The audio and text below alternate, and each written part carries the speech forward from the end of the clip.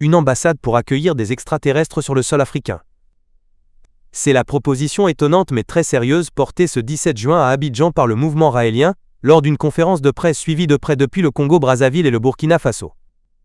À l'occasion de la campagne internationale Disclosure Day, l'organisation mise sur les récentes déclassifications mondiales sur les ovnis pour exiger un statut diplomatique. Objectif : obtenir un terrain neutre pour construire le premier site d'accueil officiel de ces civilisations venues d'ailleurs. Nous sommes obligés de comprendre que s'ils viennent d'ailleurs et que si la vie est une banalité dans l'univers, alors l'univers est régi par la loi de l'infini.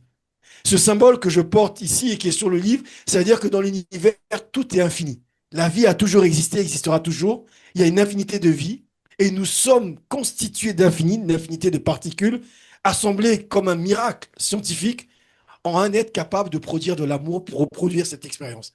C'est donc la philosophie de l'infini qui va s'expandre sur la Terre à leur arrivée et nous ouvrir sur le fait de rejoindre le grand concert des civilisations intergalactiques, interplanétaires.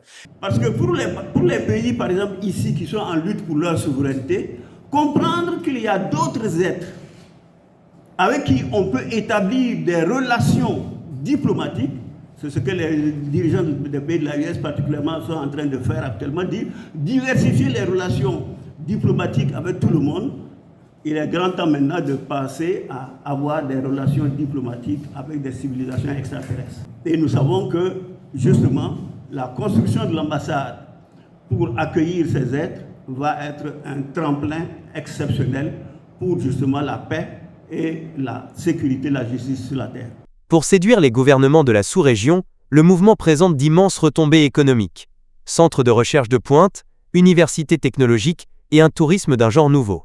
Un argumentaire qui bouscule les codes et suscite autant de curiosité que de scepticisme. Vraie opportunité de développement ou pure utopie ? Le débat est lancé. La campagne du mouvement, elle, se poursuit jusqu'au 11 juillet prochain.